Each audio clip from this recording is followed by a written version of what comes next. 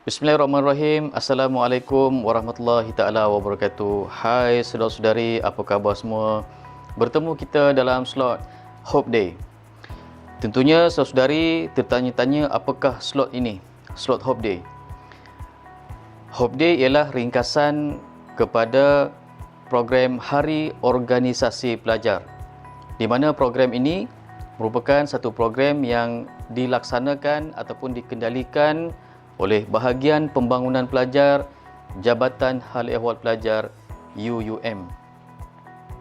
Biasanya program Hope Day ini kebiasaan kita laksanakan pada setiap bulan November, iaitu sebulan selepas pelajar-pelajar telah masuk ke kampus. Walau bagaimanapun, pada tahun ini seperti mana yang saudari dan kita semua tahu, kita melaksanakan norma baru. Semua program-program kita tidak dapat dilaksanakan secara fizikal. Jadi Hope Day ini ingin saya memperkenalkan kepada saudari apakah Hope Day ini sebenarnya. Sebelum saya berkongsi dengan saudari apakah Hope Day ini, suka saya ingin berkongsi dengan saudari untuk mengenali apa itu Bahagian Pembangunan Pelajar dan juga Jabatan Hal Ehwal Pelajar. Bahagian Pembangunan Pelajar menguruskan aktiviti kelab-kelab dan juga persatuan, yang mana kelab-kelab persatuan ini berdaftar secara sah di Bahagian Pembangunan Pelajar. Untuk pengetahuan saudara-saudari, terdapat 148 badan pelajar yang boleh saudara-saudari sertai untuk bergiat aktif, untuk melaksanakan aktiviti-aktiviti yang saudara-saudari ingin lakukan ataupun minat. Kelab-kelab ini dibahagikan kepada dua, iaitu kelab-kelab yang berbentuk akademik dan juga kelab-kelab yang bukan akademik. Apa itu kelab akademik dan juga bukan akademik?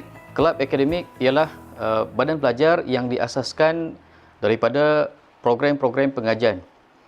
Sebagai contoh tadi, jika saudari mengambil program pengurusan pembangunan, sarjana muda pengurusan pembangunan, saudara-saudari boleh bergiat aktif ataupun boleh menyertai Persatuan Pengurusan Pembangunan. Bagi kelab bukan akademik, jika saudari ingin berminat menyertai kelab-kelab yang berbentuk sukan, kita ada kelab bola sepak, squash, badminton dan sebagainya.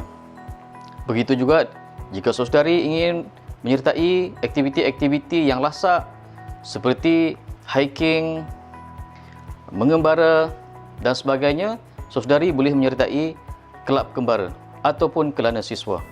Jadi kita ada pelbagai kelab-kelab dan juga persatuan yang berdaftar secara sah yang mana saudari boleh sertai.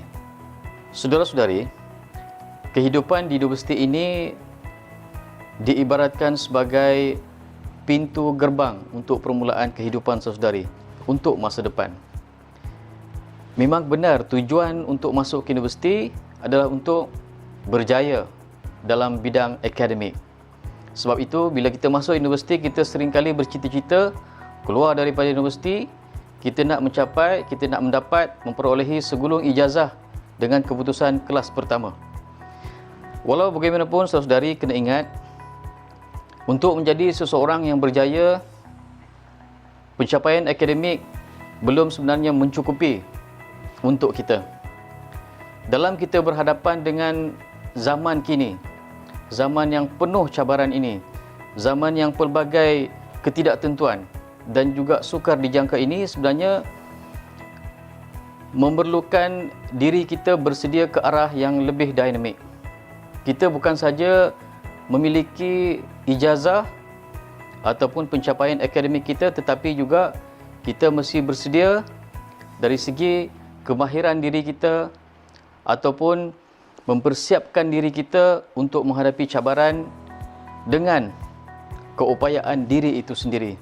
Tidak semestinya berdasarkan kepada pencapaian akademik semata-mata.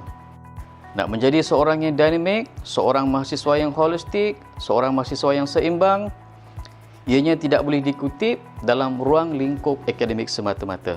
Bagaimana caranya? di sinilah peranan kami, bahagian pengurusan pelajar, akan membantu saudara-saudari. Saya sebutkan bahawa di UM ini ataupun di Jabatan Himpunan Pelajar kita mempunyai 148 kelab-kelab dan juga persatuan. Jadi saudari boleh memilih apakah kelab-kelab ataupun persatuan yang saudara-saudari ingin sertai berdasarkan kepada minat dan juga kecenderungan. Sebenarnya tidak rugi. Saudara-saudari tidak akan merasa kerugian apabila saudara-saudari terlibat secara aktif dalam aktiviti-aktiviti pelajar.